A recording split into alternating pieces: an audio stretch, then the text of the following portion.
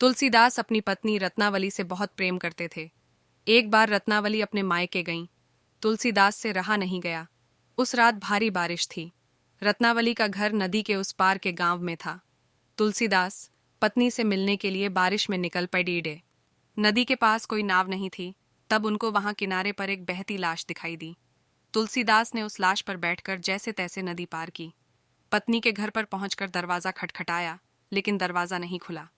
पत्नी दूसरी मंजिल पर सोती थी, इसलिए घर के पीछे जाकर ऊपर चढ़ने का रास्ता देखने लगे।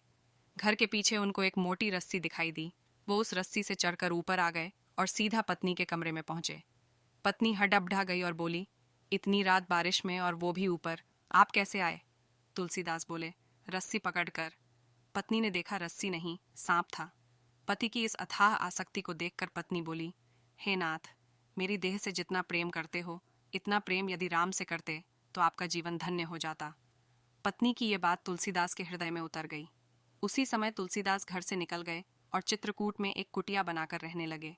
जिसके बाद तुलसीदास जी को भगवान राम और हनुमान जी का साक्षात्कार हुआ और भक्तिभाव में तुलसीदास जी ने रामचरितमानस, संकट मोचन, हनुमान चालीसा आदि अनेकों ग्रंथ की रचना की।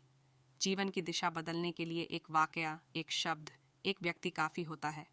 जीवन में आगे बढ़ने के लिए यदि कोई मौका आए तो उसको हासिल कर लेना चाहिए। सुरक्षित गोस्वामी।